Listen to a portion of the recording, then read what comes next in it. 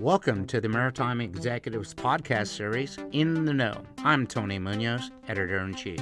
Our Executive Corner podcast will provide conversations with top executives concerning events and issues that are shaping our industry today. We will also bring you up to speed with the latest news and editorials covered by the Maritime Executive.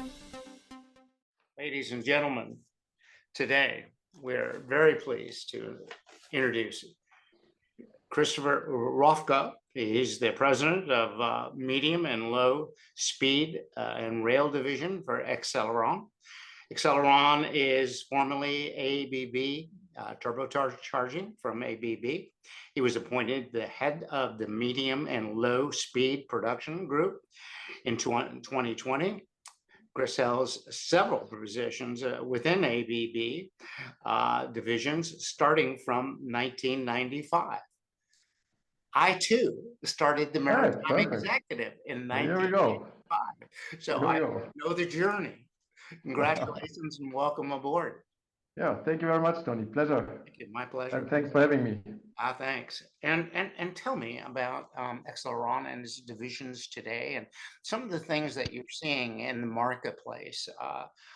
There's been a lot of transition, if you will, and in fuels and just everything about a ship has been in a transitional mode. So tell me about your perspective and what you're seeing in the marketplace. You've been there since 1995, many years, and you've seen it all. So please share your thoughts about the past and about today. Absolutely. I wouldn't say that I've seen it all, but I think I truly say it has never been so exciting as it is today. And of course, I mean, everything is around the mega trend of decarbonization.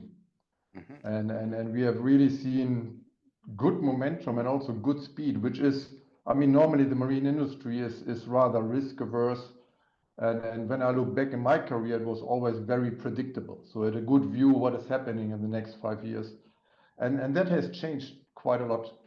I mean, it started a bit in, or not a bit, the ignition was basically back in 2020 when the IMO first formulated its ambition. And that was only a 50% reduction of the greenhouse gas emissions by 2050. And from there, it was, I would say it was a slow start. I mean, the industry was very skeptic and they say, we are super efficient. Why should we do something? I mean, we are the world champion in transporting goods in the most efficient way.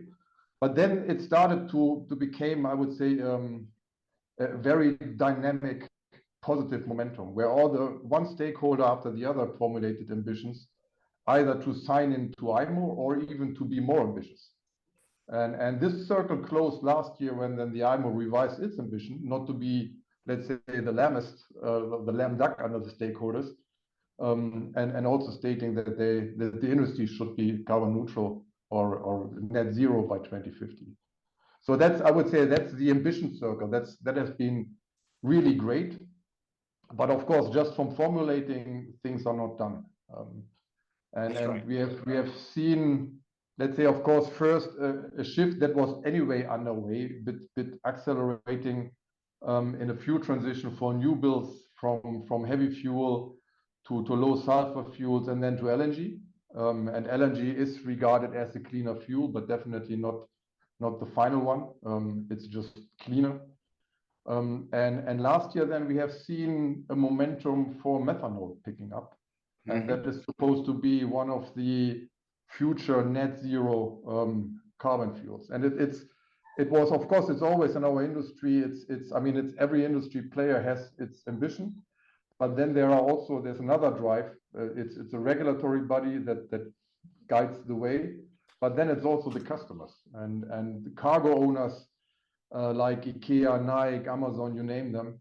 They are also putting pressure on the shippers to become green.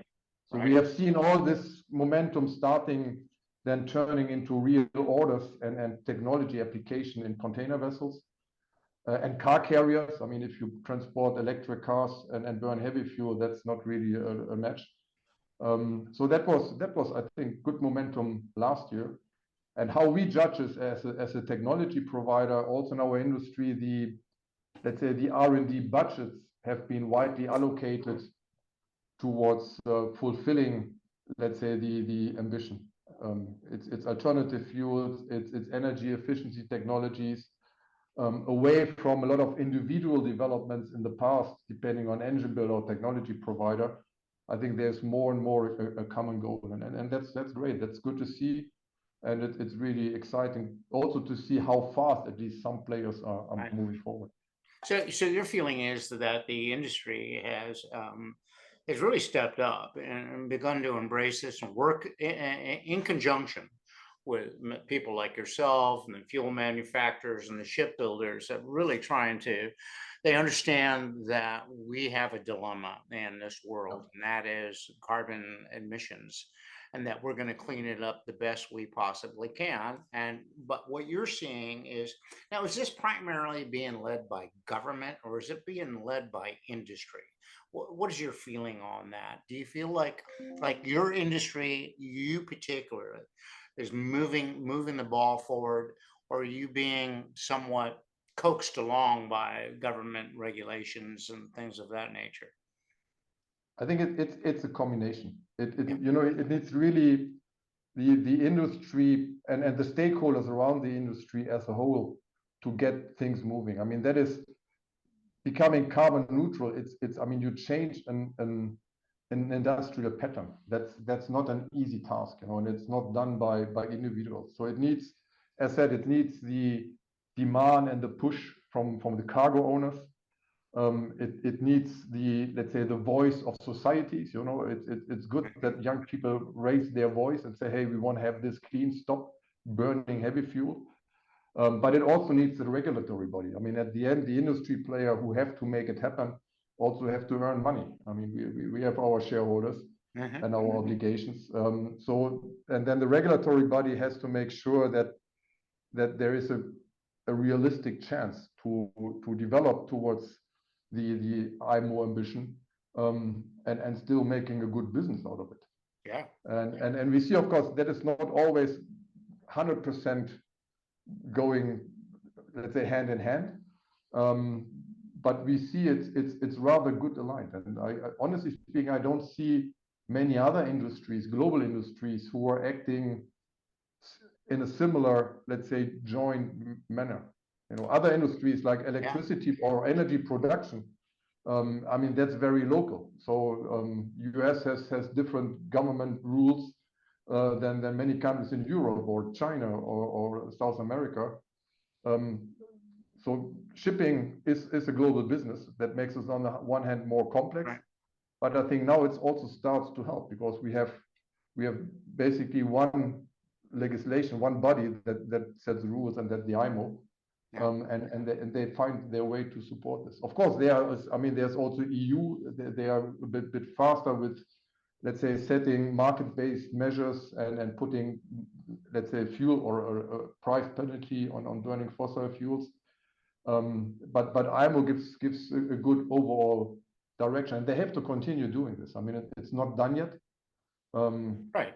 Well, Especially if we assume that net zero fuels and internal combustion engine is still the propulsion of the future, they have to make sure that earlier or later it will be a level playing field. No one can afford, or very few can afford to pay a lot more for the fuel if their customers are not willing to pay for it. And many cargo owners are not. Maersk Line and some of these big companies, and they have the capacity to do everything they want to do. And it's a small guy, who's trying to make a living out there in Malaysia or someplace like that needs to be in compliance and is trying to be in compliance, but the cost of being in compliance is, just out of reach. And so, I think overall that the industry has done quite well. I think that you hit on it perfectly when you said, we're all members of the industry. People haven't seen us. My feeling is that people didn't really know we were there until COVID, and then all of a sudden, oh, where is everything? And now we're in the spotlight, and people want us to comply with all kinds of different measures. And I think overall the industry had been preparing over the years. We were Yeah. building kind of a new generation of ship, and we were in the process of doing it, and now we've been forced to do it. And I think we're there. I think we've accomplished quite a bit. Yeah. And your organization has been at the forefront of this, and I think those are the types of market trends that we're interested in learning about. So tell me about a little bit more about your feelings on recapturing and embracing the new ships that are being built. You're on the front line. You see them more often than we do. We see the finished product, but you're in the belly of the beast, and you are working with the manufacturers and with the builders and all of that. What are you seeing? I mean, it mentioned as what we really see is that the vast majority of the development budget of engine developers goes into new fuels. And I mean, some are still active in rolling out and implementing LNG dual fuel. The front runners are already releasing methanol engines, dual fuel engines. And I think next year we will then see the first releases of ammonia dual fuel. And I mean, that's in the merchant marine industry and the main propulsion engine, it's kind of normal that the first full-size engine is already going into commercial operation. So it's quite a brave engineering approach in this very risk-averse industry, where equipment has to last 20, 25, even 30 years. Yeah. But we see it, and that's good. It's narrowing down. I mean, at the beginning, when the IMO first formulated and we took it serious, there were just too many options, Yeah. And you cannot. I mean, you have endless, obviously, R&D resources available, and you cannot make too many bets. And we see now a really main focus on methanol, and ammonia is then the next that will pick up. And of course, there then, I mean, we as Accelleron, historically coming from ABB, we are in turbocharging, but we have also acquired OMT, one of the leading injection manufacturers for low-speed engines, and it's all about fuel. So it needs new injection development, new lineup of portfolio, and that's great news, And from the turbocharging, from the air side, we have to make sure that we align and adapt our portfolio to make it happen. But injection technology is definitely one thing that needs to be there, and some of this has to be developed from scratch. So it's really, where do you put your money, and what you are pushing. This is all what we see in, let's say, in the new area, so new vessels being built. And we are working with the hypothesis that by 2030, basically, give and take, every new building will be dual fuel capable. So either, I mean, LNG will be getting less and less, but then it's methanol or ammonia. And dual fuel, because for many years to come, there will not be enough of these alternative fuels available. So the technology introduction is well ahead of the availability of the fuel. And that's fine. I mean, that's why it's dual fuel. You always can run on conventional fossil fuel that is widely available, And I think that has been an important part to get these chicken and egg problems solved. That everyone was waiting for the other one. It's the big investment, the real big money goes into fuel production, and these guys want to be certain that our industry is really moving there. So technology-wise, we can go ahead. I think that's well accepted.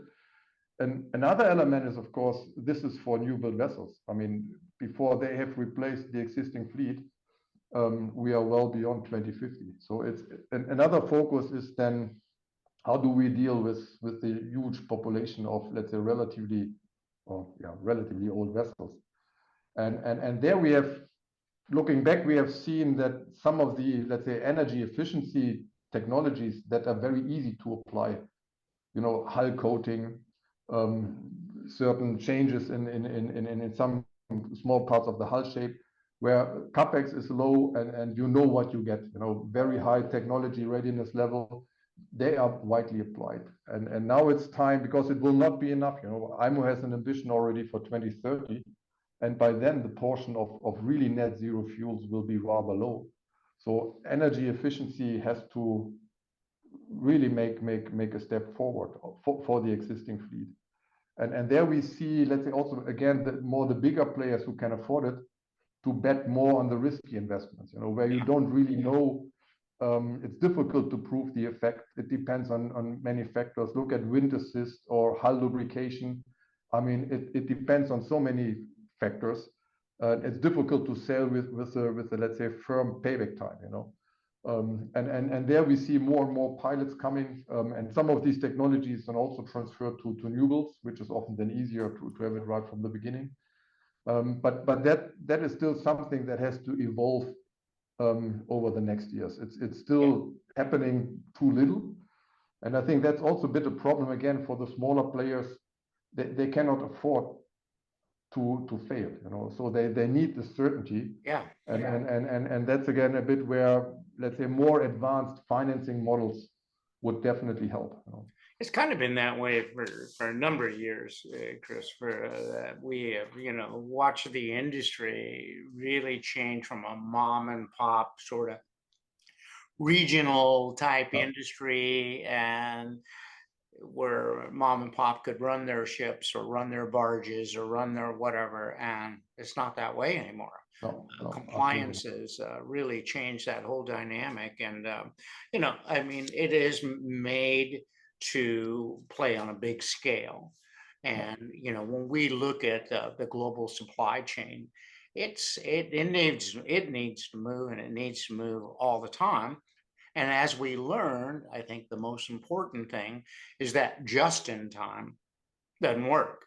So now you have to have those warehouses, you have to have those supplies, you have to be able to run your business for 6 months or whatever with, based on your ability to purchase and support and to do all the things that we've done. So we're not only are we building new ships, we're building a new dynamic infrastructure for the maritime industry, which requires a lot of us to get on board and embrace these new fuels for the environment, to build ships that are much more efficient for the profitability of our owners and operators, and all the support mechanisms like your company, who comes in and make sure everything happens in a proper manner. And so this is what we're seeing in the industry, and I appreciate you being a part of that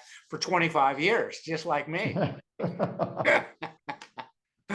So is there any parting words you'd like to say? Anything you'd like to be involved with here at the end? I really do apologize. We could have had a great conversation had we hit this hard right out the gate. And I very much appreciate your patience through all of this. No worries. Was really a pleasure. Yeah. And what let me maybe to close out, it's what we are wishing for is that the industry should be more, or needs to become more, open to innovation. It is still, for us as a technology supplier, we supply to engine OEMs, they supply to shipyards, they supply to ship owners. And just recently we had a conversation with one of the biggest dry bulk charterers in the world. Normally they are so far away, they never talk to us, but they feel that talking to really the technology innovators helps them to make the right decisions. Because before it ends up on their desk, everyone has put in his concern and his margin, and maybe now with these great ambition of the IMO, and then the industry has signed in for it, it will help also to collaborate in a different way, for the good of the industry. And I think that's, we see this in some areas, but we truly hope that this will, it's for me, it is looking forward, it's less of the experience also for me personally since '95. It's more let's say the capability, learning how to collaborate effectively and how to learn fast, and that has been less relevant 10 years ago, but looking forward, I think these are the things that makes you win your place in It's the a good thing. industry. It's a good thing the industry had its self-organized and Yeah. was in the process of rebuilding ships and bringing on new technologies. Because I have to tell you, when 9/11, when COVID ended, Mm. I was very impressed with the industry. I thought that, when there was a call to action to begin to, yes, the mariners suffered, and yes, a lot of port operations were confused. And I remember talking to port operators who said, they were shutting down terminals and Mm. trying to find workforces and all that. But once the industry found its footing, it moved very quickly. Yeah, absolutely. And what we're doing today is really, truly remarkable. And I thank you very much for being on the forefront of that and helping move this industry forward. Thank you very Thank much. you very much. Thanks, My Tony. pleasure. Perfect. Bye. Have a great day. Thank you. You too. Bye-bye. Bye. Bye. Bye.